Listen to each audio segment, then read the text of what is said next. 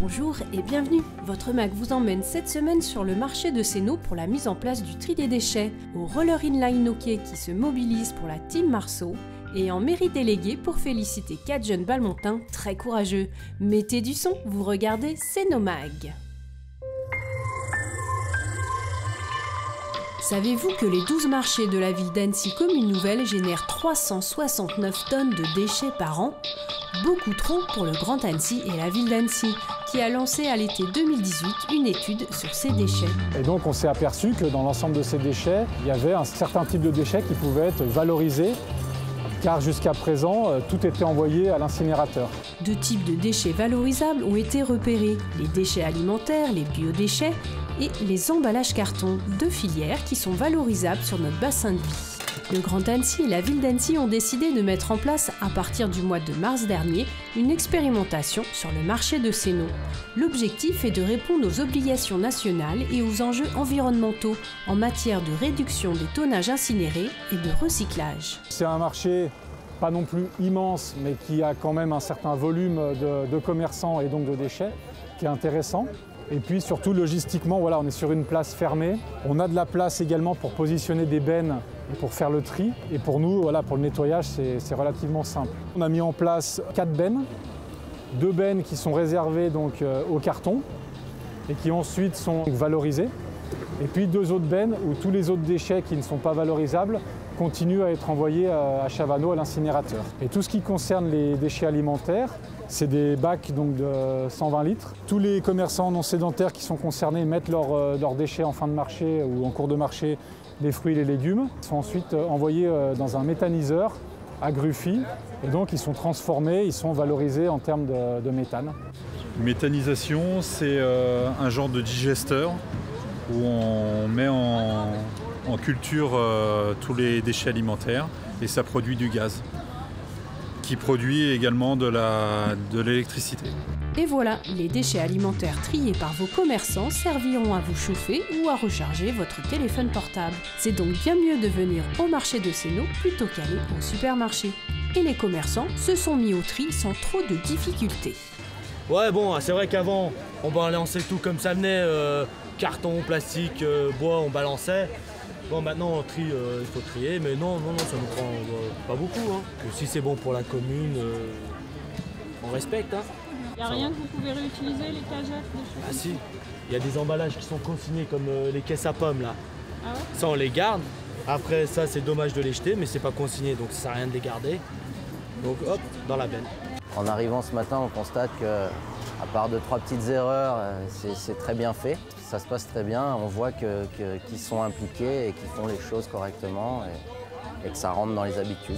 Et oui, il y en a encore quelques-uns qui font des erreurs. Monsieur, il faut retirer le plastique du carton, voyons. Mais la vraie solution, c'est le zéro déchet et les petits producteurs y arrivent. À la fin du marché, j'ai presque rien. Bah, vous regardez, j'ai presque rien comme déchet. Donc comment vous faites? Pour remplir les olives, j'ai la rechange là-bas. Et puis c'est tout des sachets. Et puis les légumes, c'est tout emballé dans un sac par kilo, 500 grammes ou comme vous voulez. Bah regarde, j'ai pas de déchets du tout. Les cagettes et les cartons, qu'est-ce que vous en faites? Moi je garde tout, pratiquement tout. Ouais. Vous laissez Nous, rien ici on à la s'en fin du resserre. marché? Très peu. Vous n'utilisez pas les bacs qu'on a mis en place? Non, mais on n'a pas de déchets, nous. Ouais, voilà, justement. Comment vous faites pour faire zéro déchet, monsieur? Bah, les caisses réutilisables, et puis voilà. Ce qu'on n'a pas vendu, ça passe aux animaux, puis voilà. Donc vous laissez rien ici sur le marché? Rien du tout. Donc vous coûtez rien à la ville qui ramasse les déchets des autres? Bah exactement. Voilà, je coûte rien à la ville. Hein. Faut qu'ils le sachent d'ailleurs. Alors, à quand une réduction pour les commerçants qui ne produisent pas de déchets? Ce serait logique, il ne coûte rien à la collectivité. Car oui, le ramassage et le traitement des déchets, ça coûte cher. Depuis le lancement de cette opération, en mars 2019, sur les 33 tonnes de déchets générés par le marché de Sénaux, plus de 65% ont pu être valorisés par le biais de filières adaptées, apportant au passage une baisse significative des coûts de traitement. Mais le coût de collecte est plus élevé. Ouais, ça coûte quand même un petit peu plus cher, ouais. Mais bon, voilà, c'est le prix du tri et c'est le prix aussi du développement durable, hein, quelque part, et de l'écologie. Hein. Cette expérimentation a été déclinée au marché de Mété dès le mois de mai dernier, le but étant de la développer sur les 10 autres marchés de la commune nouvelle d'Annecy prochainement. Pour une bonne cause au gymnase Max Descartes, samedi 2 novembre, le Sénoril recevait des matchs de N3 et N1. C'était au profit de la Team Marceau, une association d'aide à 2 jeunes parents dont le fils Marceau est gravement malade. Alors la N3 vient de gagner 10-3 contre Dijon et la N1 va affronter là dans une bonne demi-heure Rissorangis. Cette soirée, on a profité de 2 matchs à domicile avec notre N1 et notre N3 pour organiser une soirée au profit de l'association Team Marceau, qui est une association qui a été montée pour aider 2 jeunes parents à subvenir aux besoins de leur fils gravement malade. Alors Marceau, il a 4 ans. Quand il est né, il ne voyait pas. Son handicap, on ne s'en est pas vraiment rendu compte tout de suite. On voyait bien qu'il y avait une petite anomalie, mais au départ c'était un problème de vue. Et puis quand il a grandi, on s'est aperçu qu'il y avait des choses qui ne correspondaient pas à son âge. Mais on s'est adapté, tout le monde s'est adapté à lui. Oui. Les 2 gènes principaux qui ne sont pas là, c'est le gène MEF2C, MEF2C, qui provoque vraiment un retard psychomoteur et global important. Et l'autre gène qui est absent, on l'appelle RASA1, RASA1. Ça, c'est un gène qui est impliqué dans tout ce qui est système vasculaire. Donc en fait, Marceau, il a des taches sur le corps, c'est des atteintes vasculaires et bon, ça peut être compliqué au niveau cérébral. Et, voilà. On ne sait pas encore exactement ce que ça peut donner, mais il est très surveillé de ce côté-là. Team Marceau, en fait, Marceau, c'est le fils d'un de mes collègues de travail. Et du coup, c'est une association qui est toute récente et j'ai voulu les aider à ma manière avec cette soirée. Et face à tout ça, eh bien, nous, on a essayé de se débrouiller tout seul au départ. Et en fait, ça devient trop difficile. Et on a besoin d'aide et on a besoin de financer des thérapies qui ne sont pas prises en charge, qu'on finance déjà depuis 3 ans. Et là, ça devient vraiment compliqué. On a besoin de financer du matériel adapté qui coûte excessivement cher. Voilà, c'est déjà pour ça. Aussi parce qu'on veut faire connaître cette pathologie, on veut faire connaître aussi la condition des aidants, des enfants en situation de handicap, parce que c'est un boulot à temps plein, que moi je travaille aussi à côté. Donc on a double job, son papa et moi, tout le temps. Donc moi je suis la mamie de Marceau, j'habite en Eure-et-Loire. Et là je suis venue occasionnellement pour soulager les parents qui se sont octroyés 5 jours de vacances. Donc là, pendant 5 jours, j'ai été en contact de Marceau et au quotidien, je sais ce que c'est le handicap et ce que les parents vivent au quotidien. Voilà. Donc j'avoue que c'est quand même difficile. Hein. C'est quand même difficile au quotidien pour les parents. C'est quand même une épreuve au quotidien. Il ne marche pas. Donc il faut le soulever constamment. Donc c'est pour ça qu'il faut un matériel complètement adapté. Là, il n'a que 4 ans, il pèse 18 kilos. Mais l'avenir, il faut penser à l'avenir. Hein. Marceau, il apporte du bonheur partout où il passe. Donc voilà. On espère devenir assez grand, parce que ça fait que depuis septembre qu'elle est créée, l'association.